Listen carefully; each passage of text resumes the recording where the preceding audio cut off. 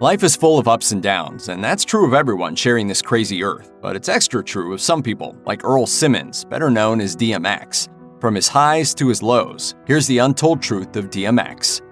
When Cheat Sheet compiled a list of times DMX was either sent to rehab, committed himself to rehab, or had a near-death experience because of his addiction, it became painfully clear just how long he struggled with drugs. In 2017 alone, the year after he was resuscitated after a heroin overdose, he canceled tour plans twice to try to deal with his addiction. It was a struggle that started years before his music career. In 2020, X got candid with Talib Kweli on People's Party when he said that it was the same person who had introduced him to the world of hip-hop that also introduced him to the substance that he would struggle with for the rest of his life: crack. X had been just 14 years old when he was given a blunt laced with the much more dangerous narcotic. As he recalled, "He passed the blunt around and I hit it. I never felt like this before. I later found out that he laced the blunt with crack." DMX continued, "Why would you do that to a child?" Right. And this nigga like 30, you know what I'm saying? And he knew how I looked up to him.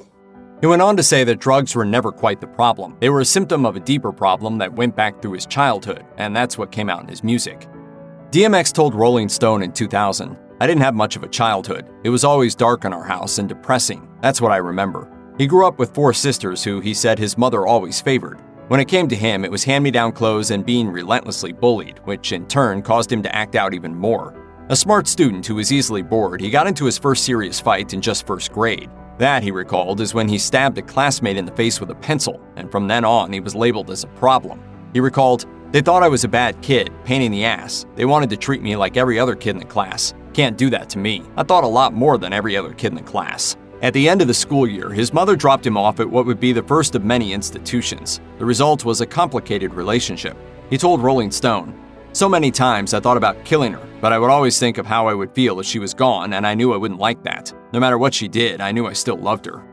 Fans are familiar with DMX's music and distinctive style, but when Rolling Stone got a peek into his CD collection in 2000, there were some surprising things there, including Earth, Wind & Fire, Tina Marie, Donna Summer, Men at Work, and Regina Belle, among others. X said that his taste in music very much came from a time, a place, and a feeling.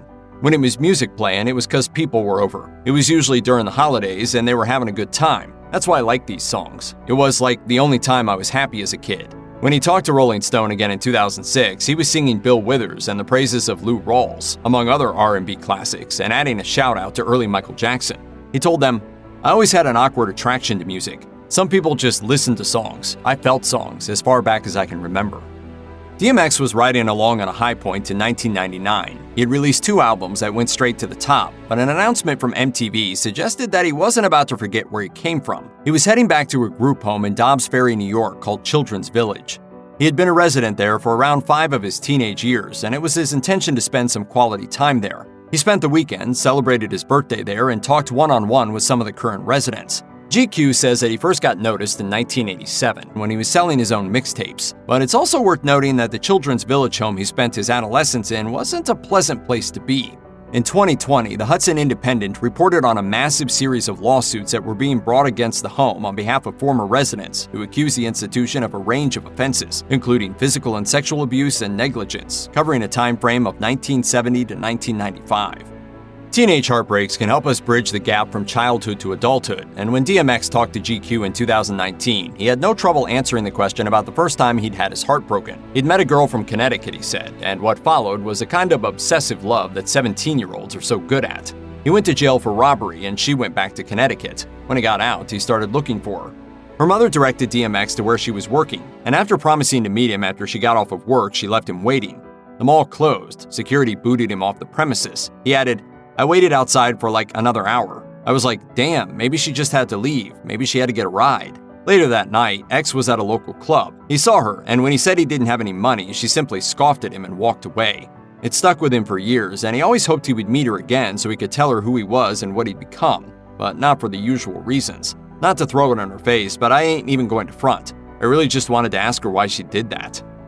Right from the beginning, DMX always took his music very, very seriously. GQ says he once described it by saying it, quote, "isn't just for the moment, it's forever." So it's admirable that he only wanted the stuff he really liked out there for eternity. And that almost didn't include what became one of his biggest songs, Rough Riders Anthem. He told GQ, I wrote it in about 15 minutes, and I actually didn't want to write it. I didn't want to do that song. The beat was simple and repetitive. Those were some harsh words, and it was only released because producer Swizz Beatz persuaded him to include the song. If he hadn't been so persuasive, or if X hadn't listened, it's entirely likely no one would have ever heard it. As it played out, it did get released, and the people did respond. When VH1 reached out to viewers for their top 100 hip-hop songs, Ruff Ryders' Anthem came in at number 79. Billboard liked it too. It spent 20 weeks on the charts and peaked at number 33. Aside from a few brief mentions in various song lyrics, Complex notes that DMX was hesitant for a long time to talk about any mental health issues he struggled with. While speculation ran rampant, he did touch on something in a 2020 episode of BET's Ruff Ryders Chronicles that wasn't just surprising, but painfully honest. DMX said that there were a few people inside him and continued, "They're different things. There's a few things, a few people in me. They get me through life." It very quickly became clear that he wasn't interested in elaborating. "I wouldn't want anyone to know anything. I don't talk about them. They're there to get me through life. I don't know if I made them or if God gave them to me, or maybe circumstances and situations did." He wasn't the only one to mention them, and his ex-wife, Earl Simmons, added that X was simply another personality, and it was one that he had created to protect Earl. According to her, Earl was the child that could have been, and DMX once said that, quote, "I'm Earl when I'm with my children." She said, too, that X and DMX were two separate personalities. X is the angry one, DMX is the entertainer. He's another protector of Earl, but so much nicer.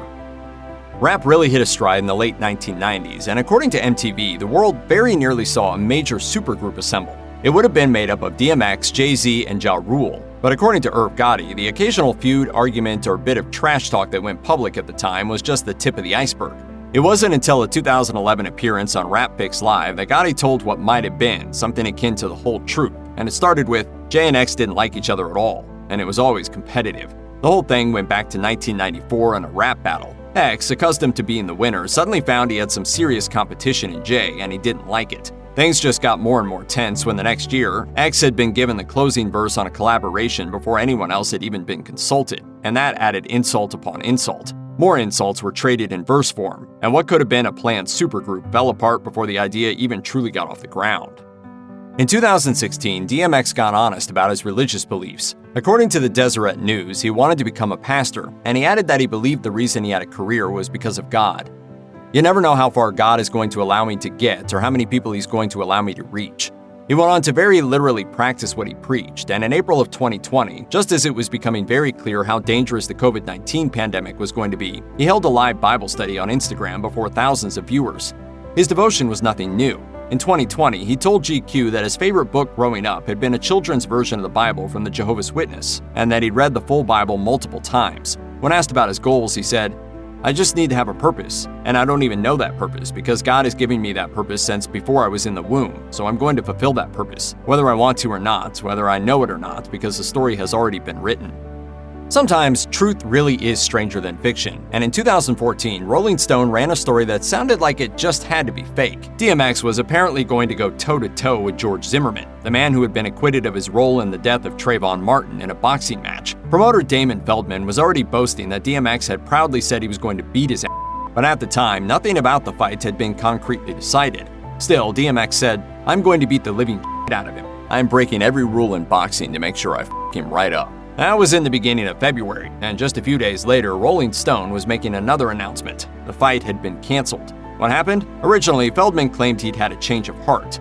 Zimmerman was the wrong person to have in this. "I looked into the eyes of my son and daughter today and couldn't imagine someone killing them and getting off scot-free. It was a tough decision because I could have made $2 million here, but at least I have my dignity." But Sky News says that wasn't the whole story, and at the heart of the fight's cancellation was a massive backlash and a wave of threats against those involved. On April 2, 2021, media outlets began reporting that DMX had been hospitalized. Reports describe an incident in which an apparent drug overdose led to a heart attack, which in turn led to the rapper being rushed to the hospital. Over the next few days, news reports on his condition continued to be sketchy, with some claiming that he had been removed from life support and was capable of breathing on his own, while others described him as being in a vegetative state. Relatives were allowed to visit his hospital room, and while the outside world waited for an update, tributes and well wishes continued to flow in. On April 9th, as reported by People, DMX died in the hospital at 50 years old. His longtime lawyer, Murray Richmond, summed him up like this: "He is truly an amazing person. He walked into a room, he lit up the room. He couldn't help making you feel good in his presence. If you or someone you know is struggling with drug addiction, be sure to reach out to the Substance Abuse and Mental Health Services Administration, SAMHSA, at 1-800-662-HELP, 4357.